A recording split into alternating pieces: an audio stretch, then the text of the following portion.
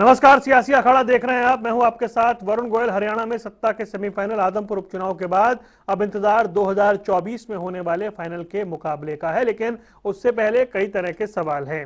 BJP की ओर से बैठ के चल रही हैं, आदमपुर के नतीजों को लेकर वो उत्साहित है। कांग्रेस कह रही है कि जो नतीजे आए हैं उन्हें वो संतोषजनक है, लेकिन उससे पहले मान सम्मान की लड़ाई, या फिर किरण चौधरी कह रही है उन्हें पिछलग्गू नहीं बनना है। वो लोग डरते हैं जो अफवाह फैला रहे हैं, वो अपनी अपनी बात कर रहे हैं। आम आदमी पार्टी या फिर इंडियन नेशनल लोक दल, उनके क्या कुछ प्रयास हैं, बीजेपी आगे क्या कुछ सोच रही है, यानी जो 24 की लड़ाई है उसमें कौन कहां खड़ा है, ये बड़ा विषय है। चर्चा करेंगे, उससे पहले एक रिपोर्ट दिखाते हैं। सवाल नंबर 3, कांग्रेस क्या सत्ता के लिए लगाएगी रेस? सवाल नंबर 4, अंदरूनी कलह जारी, कांग्रेस पर पड़ेगी भारी। सवाल नंबर 5, क्या बीजेपी सत्ता में वापसी कर लगाएगी हैट्रिक? अगले लोकसभा और विधानसभा चुनाव से पहले बीजेपी ने संगठन को बूथ स्तर तक मजबूत करने की रणनीति तैयार की। एक बूथ पर 10 महिलाओं, 10 अनुसूचित जाति के लोगों और 10 युवाओं को जोड़ा जाएगा। सांसदों और विधायकों के साथ पार्टी के प्रमुख नेताओं को दायित्व सौंपा गया है कि वो मोदी और मनोहर सरकार के 8 साल के कार्यकाल को जनता के बीच लेकर जाए। आदमपुर उपचुनाव में जीत के बाद बीजेपी गदगद है, लेकिन सूबे में विधानसभा का चुनाव का डंका बजने में अभी 2 साल का समय है। इन 2 सालों में कौन सी पार्टी हरियाणा में अपनी लहर चलाने में कामयाब होगी, ये देखना बड़ा दिलचस्प होगा। न्यूज़ डेस्क, जनता टीवी।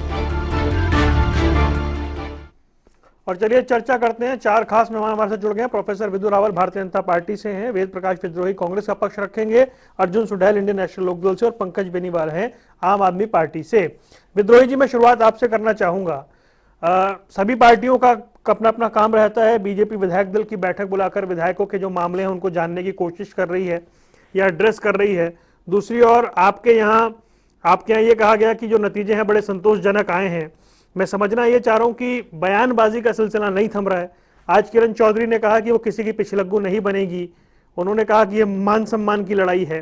इन तमाम चीजों के बीच में 24 की तैयारी के लिहाज से मुझे ऐसा लग रहा है कि कांग्रेस फिलहाल, या जनता को यह दिख रहा है कि कांग्रेस फिलहाल आपस में उलझी हुई ज्यादा नजर आ रही है।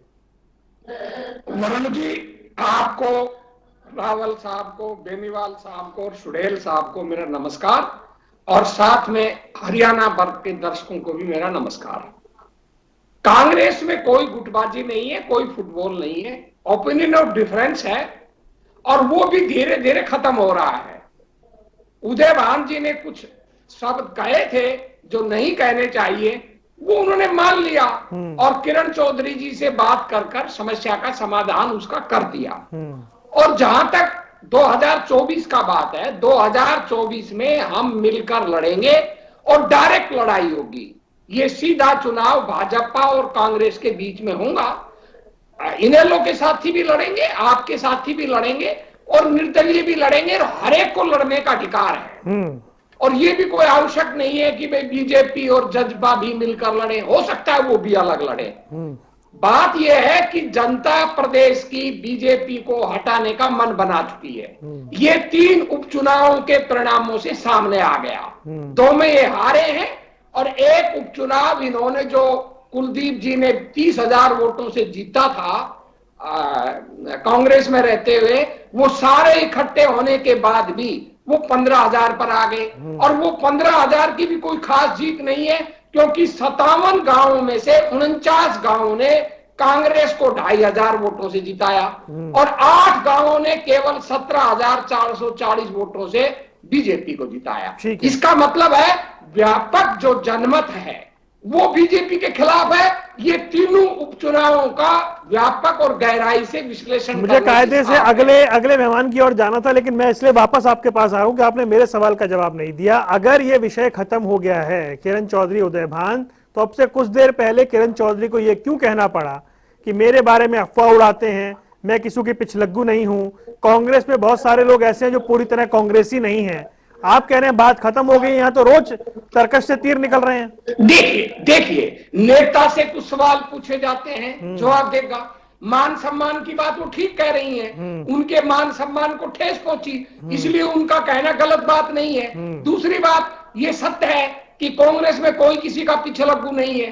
कांग्रेस में सभी लोग हाईकमांड के विचारधारा के साथ रहते हैं और साथ साथ अपनी ओपिनियन भी बताते हैं। लोकतांत्रिक पार्टी है, तो किरण चौधरी जी जो कह रही है वो ठीक कह रही है। ठीक है। परंतु आप एक बात समझिए वरुण जी, जब पूरे प्रदेश का चुनाव होगा, टिकटें बढ़ जाएंगी, तो सब अपने अपने क्षेत्र में लग जाएंगे।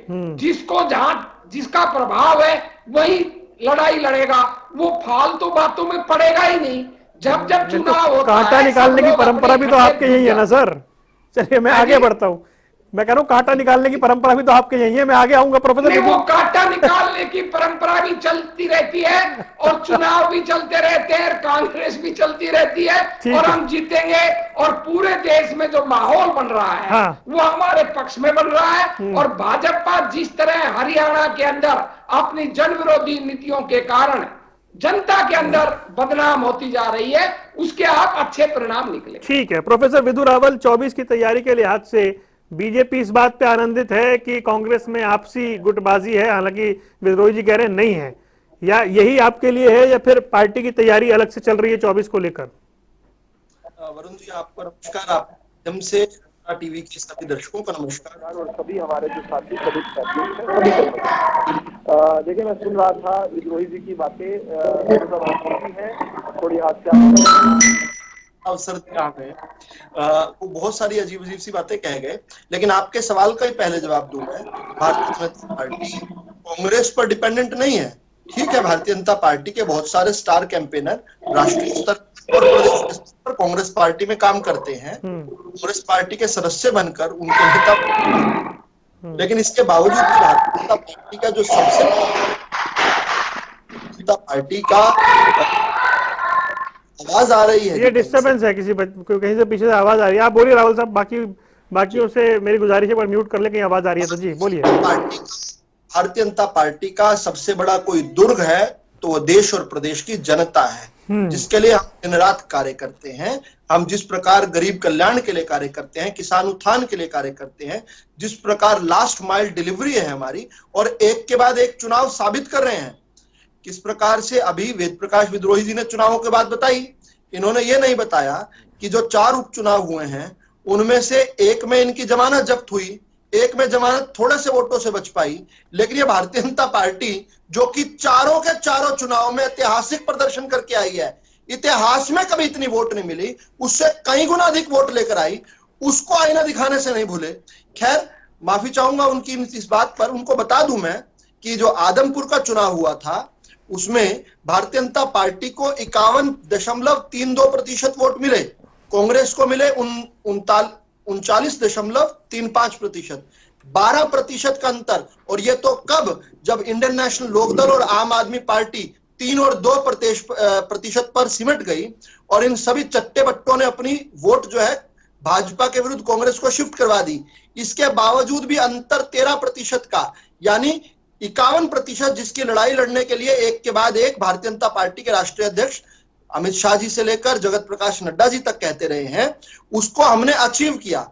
इलाहाबाद की बात करें तो वहां पर कांग्रेस की जमानत जब्त, बड़ौदा की बात करें तो वहां पर इंडियन नेशनल लोकदल की जमानत जब्त, जींद की बात करें तो इंडियन नेशनल लोकदल की जमानत जब्त, कांग्रेस की जमानत थोड़े से बची है। अब ये अपने इस शानदार रिकॉर्ड का किस प्रकार बखान करते हैं, ये बड़ी दिलचस्प बात है। इसके साथ साथ ये भी बता दूं, कांग्रेस में एक और बड़ी अजीब परंपरा शुरू हुई है। कांग्रेस में एक दूसरे को हैसियत बताने की, औकात बताने की एक जबरदस्ती परंपरा शुरू हुई है। किस प्रकार से जब सीएलपी लीडर खुद रही किरण चौधरी जी, उनको उनके नेतृत्व में विधायक रहे उदय भान जी, जिनको अब जनता ने भी नकार दिया, जो विधायक भी नहीं रहे, खैर कांग्रेस के अध्यक्ष बने, वो उनको उनकी औकात बता रहे थे। अभी अभी कांग्रेस के प्रवक्ता जो बहुत सधे हुई बात करते हैं आमतौर पर, जिनका मैं बहुत सम्मान करता हूं, वेद प्रकाश जी, वो कह रहे थे कि इनके प्रदेश अध्यक्ष ने गलती की है। यानी अपने प्रदेश अध्यक्ष जो इनके नियुक्ति करता है, उनको ये बता रहे हैं कि क्या ठीक है और क्या गलत है। तो कुल मिला के कांग्रेस एक कंफ्यूज्ड हाउस है। और इसी के तहत जो है मैं ये बात कह सकता हूं कि भारतीय जनता पार्टी, जैसे भूपेंद्र सिंह हुड्डा और दीपेंद्र सिंह हुड्डा दोनों बापू बेटा ने घूम घूम कर आदमपुर में 1.5 महीने तक प्रचार करके कहा कि जो प्रोफेसर साहब, उसमें एक बात मैं ऐड कर रहा हूं, मैं माफी चाहता हूं, बीच में बोलना नहीं चाह रहा था मैं, लेकिन भाई भूपेंद्र सिंह हुड्डा से लेकर के विद्रोही जी सब एक बात कहते हैं कि प्रदर्शन संतोषजनक है। जो जीत 25-30 हजार की थी वो घट के 15 हजार पे आ गई है, और वो कहते हैं कि हमने इतना वोट लिया है जो अपने आप में इंडिकेशन है 24 के लिए। यानी कि इनको इनका 39% भी ज्यादा लग रहा है ना। आ रहा हूं विद्रोही जी, आ रहा हूं, हाँ बोलिए। तो इनको इनका 39% ज्यादा लग रहा है ना। तो अगर ये इसको जीत मान रहे हैं तो 2024 में इसी प्रकार से भारतीय जनता पार्टी से 13% कम रहकर ये अपनी मॉरल विक्ट्री सेलिब्रेट कर ले। हरियाणा की जनता फिर से हमारी हैट्रिक बनाकर हमारा शासन ले आएगी। दूसरा, वरुण जी आपने कहा, तो मैं आपको बता दूं, भारतीय जनता पार्टी तो इतिहास बनाने के लिए ही है। 2014 में जब हमने यहां पर हरियाणा के अंदर सत्ता संभाली तो भारतीय जनता पार्टी पहली ऐसी गैर कांग्रेसी पार्टी बनी थी जिसने कांग्रेस के गैर कांग्रेसी सरकार अपने बूते बनाई थी। कोई भी गैर कांग्रेसी सरकार ठीक है सर, एक बार और मेहमानों के पास चलता हूं, फिर आता हूं। बस मैं ये पूरा कर दूं, कंप्लीट करिए, कंप्लीट करिए। कोई भी गैर कांग्रेसी सरकार, चाहे 77 की थी, चाहे 87 की थी, चाहे 96 की थी, चाहे 2000 की थी, भारतीय जनता पार्टी के समर्थन के बगैर नहीं बनी थी। लेकिन भारतीय जनता पार्टी ने अपने बूते 14 में सरकार बनाई, इतिहास बनाया। कोई भी गैर कांग्रेसी सरकार कभी रिपीट नहीं हुई। 2019 में हमने वो रिकॉर्ड बनाकर रिपीट किया। किस प्रकार से 2024 में हम हैट्रिक बनाकर, कोई भी सरकार इंक्लूडिंग कांग्रेस आज तक हैट्रिक नहीं बना पाई। हुड्डा साहब की बात को जूं की तुम मान ले, उन्होंने कहा जो आदमपुर की जनता तय करेगी वही हरियाणा की जनता 24 में तय करेगी। आदमपुर को सेमीफाइनल उन्होंने कहा। तो आज उन्हीं की बात को पूरा करते हुए आदमपुर की जनता ने भाजपा को चुन लिया। वो एक सैंपल सर्वे है। हरियाणा की जनता 2024 में चुनकर भाजपा का इतिहास बनाने का रिकॉर्ड फिर से आगे बदस्तूर करेगी और हम जनता की सेवा में इसी प्रकार से लीन रहेंगे। ठीक है अर्जुन सुडैल, अगर आदमपुर का उपचुनाव सेमीफाइनल था तो फिर फाइनल के लिए कहां खड़ी है इंडियन नेशनल लोकदल?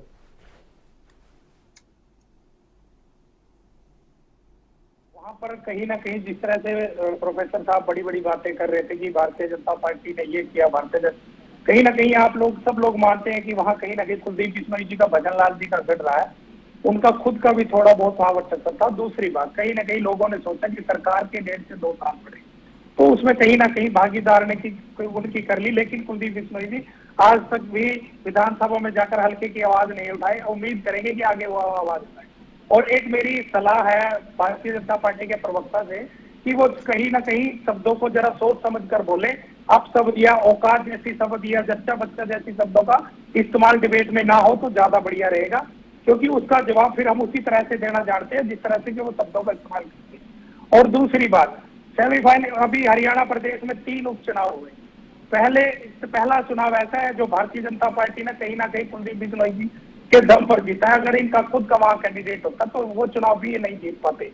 तो अगर बात करें कि विकास की या 8 साल जो भारतीय जनता पार्टी के हैं उनके विकास की करें, उन पर मैं नहीं मानता, क्योंकि इलाहाबाद में भी इनका विकास दिख गया था और उससे पहले बड़ौदा में भी इनका, गोहाना में भी इनका इतिहास दिख गया था और विकास नजर आ रहा था। तो इस तरह की अगर हम बातें करते हैं तो इस तरह का कुछ नहीं है। इंडियन नेशनल लोकदल पार्टी की अगर हम बात करें तो इंडियन नेशनल लोकदल पार्टी पहले भी भारतीय सरकार में हरियाणा प्रदेश के लोगों के हितों की लड़ाई लड़ती आ रही है और आगे भी हरियाणा प्रदेश के किसानों के, मेरे वर्ग के साथ खड़ी होगी। और किरण चौधरी की अगर बात करें, कांग्रेस की अगर बात चल रही है, तो कहीं ना कहीं मुझे तो ऐसा लग रहा है कि ऐसा शक है कि हरियाणा प्रदेश पर एक और उपचुनाव ना सौंपा जाए। जिस तरह से कुलदीप बिश्नोई जी ने कि किस वजह से इस्तीफा दिया, कोई वजह नहीं है, सिर्फ और सिर्फ हरियाणा प्रदेश की जनता पर यह उपचुनाव सौंपा गया था। और ऐसे ही मुझे लगता है आने वाले समय भी हरियाणा प्रदेश की जनता पर एक और उपचुनाव ना सौंपा जाए। जिस तरह की किरण चौधरी जी रोजाना बयान देकर के आपके चैनल्स पर बैठ करके कांग्रेस की खिलाफत करने का काम कर रहे हैं, तो अगर इस उपचुनाव को, मैं तो कहूँ हरियाणा प्रदेश की जनता पर यह बोझ ना पड़े। ठीक है बेनीवाल साहब, ये बताएं, क्योंकि अब आदमपुर की बड़ी चर्चा हुई, एंट्री गेट से लेकर के सब कुछ हम देख रहे हैं। बाकी पार्टियां अपने अपने लेवल पर तैयारी की बात कर लें या आपसी जो मन मुटाव है उनको सुलझाने की बात कर लें। आम आदमी पार्टी के लिए 24 में क्या कुछ संभावना है भी या नहीं? देखिए वरुण जी, सभी को नमस्कार। आम आदमी पार्टी के लिए 2024 में संभावनाएं, संपूर्ण संभावनाएं हैं। हरियाणा की जनता आज परेशान है कि वोट किसको दिया जाए। जो बीजेपी की जीत है वो बीजेपी की जीत नहीं है, वो भजनलाल जी का गढ़ था और भजनलाल जी को फिर से आशीर्वाद आदमपुर की जनता ने दे दिया। बीजेपी वहां 1991 में सिर्फ 1038 वोट ले पाई थी अपने, और 2005 में 1210 वोट ले पाई थी। अगर ये बात करते हैं कि हम लोग वहां जीत के हमने गढ़ जीत लिया, वो कर लिया, तो ये भी बताएं कि उन दिनों में भी 1500 वोट नहीं ले पाई थी। आपने 2019 गायब कर दिया बड़े तरीके से। पार्टी शिक्षा और स्वास्थ्य पे मुद्दे पर चुनाव लड़ती है। डॉक्टर साहब, आपने 2019 गायब कर दिया तरीके से। हाँ जी, आपने 2019 का आंकड़ा गायब कर दिया बड़े तरीके से। 2019 का आंकड़ा सोनाली फोगाट जी को पड़ा था, वो 34,222 था, वो भी मेरे सामने है। वो भी मेरे सामने है। अगर भाजपा ही जीत को कहती है कि ये भाजपा और जसपा के गठबंधन की जीत है, तो वो मैं बता दूं आपको, कुलदीप बिश्नोई को 63,693 वोट मिले थे, 34,222 सोनाली फोगाट जी को मिले थे, जसपा में रमेश जी को मिले थे 15,457। ये टोटल वोट लगभग 1,20,000 हो जाते हैं। अगर 1,20,000 वोट ये लेके आ जाते भाजपा और इसका गठबंधन जेजेपी का, तो हम मान लेते कि भई ये इनकी जीत है। वो तो 63,000 से 67,000 ही लेके गए, वो तो उनका खुद का वोट बैंक था और वो अपनी वोटें लेके चले गए। इसमें बीजेपी का जेजेपी का कोई इसमें नहीं है। मनोहर लाल खट्टर साहब कहते हैं कि मैं सबका साथ सबका विकास करता हूं, तो आदमपुर में उन्होंने पिछले 8 साल के अंदर कौन सी परियोजनाएं लगाई? सिर्फ स्कूलों को बंद करने के लिए, बच्चों को डॉक्टर साहब, ये सारी बातें चुनाव से पहले ना, आप समझे नहीं। चुनाव के जो नतीजे आए, मैं पूछ रहा हूं, आम आदमी पार्टी 24 में जब जाएगी तो उसके पास क्या ब्लूप्रिंट है? आम आदमी पार्टी के पास सीधा सीधा ब्लूप्रिंट है। जो जनता के मुद्दे हैं, जिनको सरकारी स्कूल अच्छे चाहिए, सरकारी अस्पताल अच्छे चाहिए, फ्री की बिजली चाहिए, जैसे बिजली पंजाब और दिल्ली के अंदर मिल रही है, जैसे सरकारी अस्पताल दिल्ली पंजाब के अंदर बनते जा रहे हैं, सरकारी स्कूल बनते जा रहे हैं। जो मुद्दे शिक्षा और स्वास्थ्य के हैं, जो आज मूलभूत सुविधाएं हैं, जो महंगाई की मार से आज लोग परेशान हो गए हैं। गुड़गांव के अंदर एक सरकारी अस्पताल नहीं है वरुण जी, एक सरकारी अस्पताल की बिल्डिंग थी, वो भी खंडर होकर जर्जर होकर गिर गई, और प्राइवेट अस्पतालों का लगातार बड़ा बड़ा बोलबाला है, लेकिन एक सरकारी अस्पताल आज तक भाजपा सरकार ने वहां पर बनाने का काम नहीं किया है, और जनता वहां परेशान है। पूरे हरियाणा की जनता परेशान है आज। ठीक है डॉक्टर साहब, मैं आ गया, मैं समझ गया कि आप इन मुद्दों के आधार पर 24 के चुनाव में जाएंगे। सरकारी अस्पताल कितने खोले? आम आदमी पार्टी का सिर्फ यही एजेंडा है कि सरकारी स्कूल बनाएंगे, पूरे हरियाणा को शिक्षा देंगे। जब शिक्षा मिलेगी तो सारी जनता अपने आप विकसित हो जाएगी और हरियाणा विकास की राह पर चल पड़ेगा। चलिए ठीक है विद्रोही जी, ठीक है सर, मैं आता हूँ, दोबारा आऊंगा ना, दूसरे राउंड में आपके पास आता हूँ। विद्रोही जी, एक तो अर्जुन सुडैल एक बात कह रहे हैं, वो कह रहे हैं कि ऐसा ना हो कि भाई अब तो शाम में कहीं एक उपचुनाव हो जाए। ऐसे कोई संकेत हिंट है क्या? वो क्योंकि पार्टी में धीरे धीरे ऐसे ही जो धुआं चिंगारी बनते बनते फिर वो फटता है मामला, तो शाम से भी ऐसे संकेत हैं क्या? फिर तो बीजेपी और खुश हो जाएगी। वरुण जी, आपकी बात का जवाब देने से पहले मैं 30 सेकंड बोलूंगा रावल जी की बात। रावल जी ने मुझ पर ही सवाल उठाया कि मैं, जिसने मेरी नियुक्ति की है, मैं उसी पर सवाल उठा रहा हूं। यही फर्क है कांग्रेस और बीजेपी में। आप बंधुआ मजदूरी करते हैं, कांग्रेस में हम बंधुआ मजदूरी नहीं करते। मैं, आप तो एक अध्यक्ष की बात कर रहे हैं।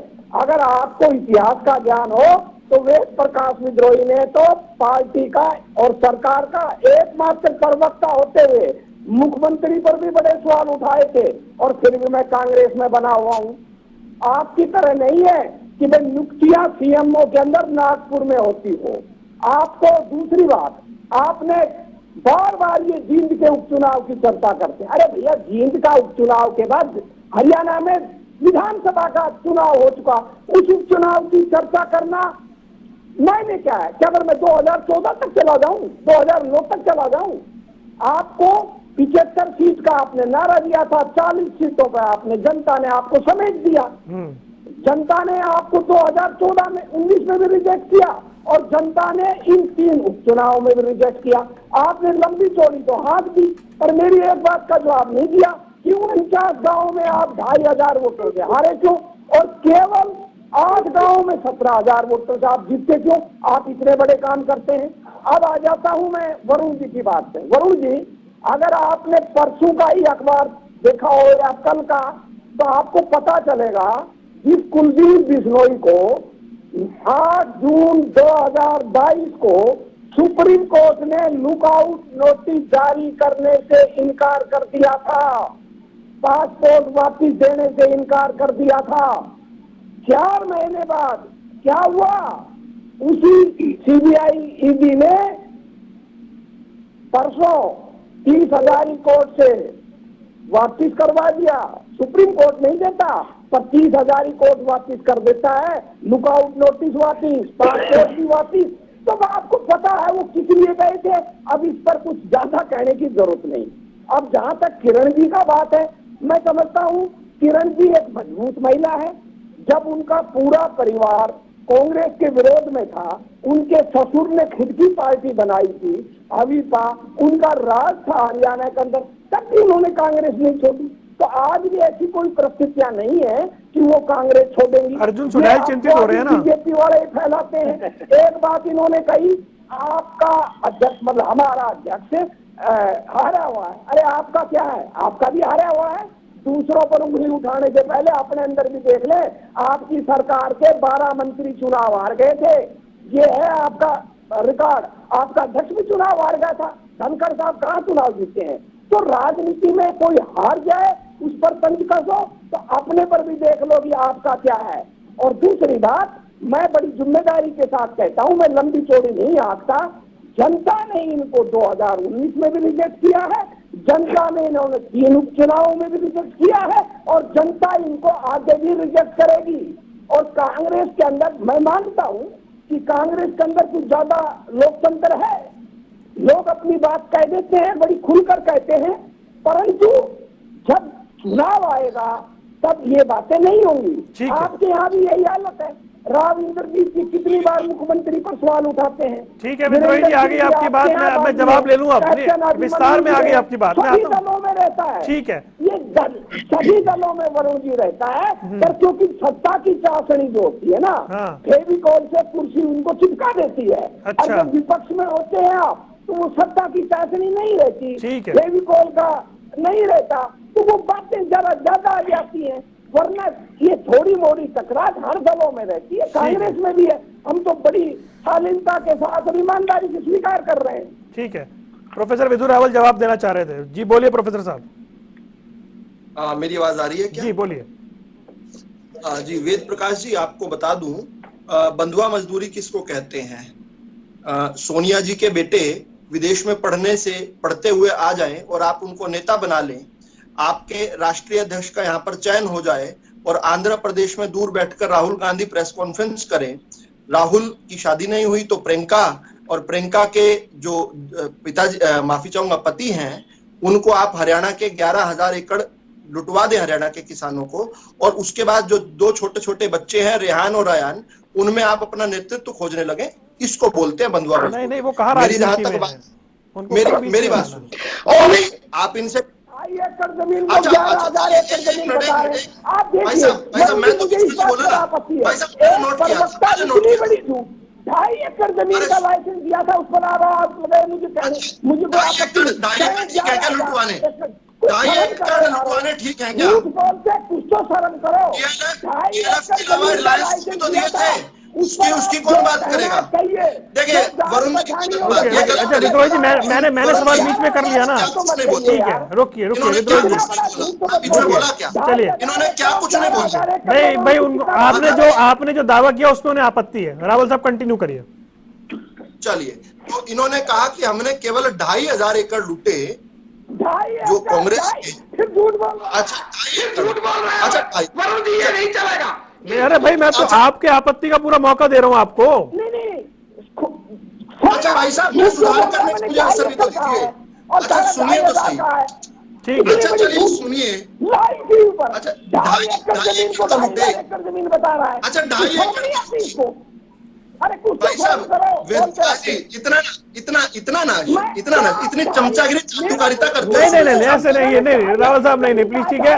अबे आपने जो आंकड़ा दिया उस पर उन्हें आपत्ति है ना, वो कह रहे हैं आप आंकड़ा गलत दे रहे हैं, ठीक है।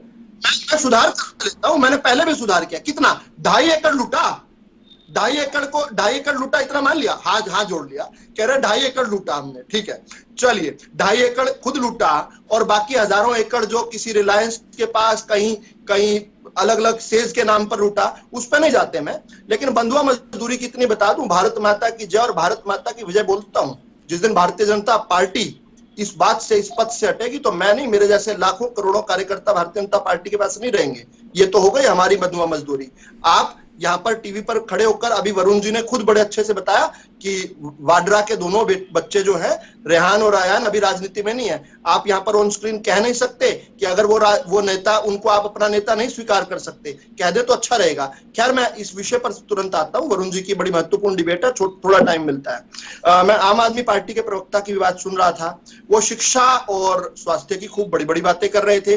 शिक्षा की बातें तो वो जो है मंगल ग्रह तक इश्तेहार देकर आते हैं। तो बता दूं कि उनके जो सुप्रसिद्ध शिक्षा मंत्री हैं, वो शिक्षा के साथ साथ शराब मंत्री भी वही हैं, और उनकी शिक्षा से ज्यादा चर्चा शराब घोटालों को लेकर हो रही है, रोज हो रही है। स्वास्थ्य की बात करें तो 2 राज्यों में आपकी सरकारें हैं। डॉक्टर पंकज मैं आऊंगा आपके पास, ये इस तरह डिबेट चलेगी क्या? रुकिए डॉक्टर पंकज मैं आऊंगा, मेरी बात सुननी चाहिए, मैं बोलूंगा। रुकिए डॉक्टर पंकज मैं आऊंगा आपके पास, डॉक्टर पंकज रुकिए मैं आऊंगा, कंप्लीट करने दीजिए उन्हें।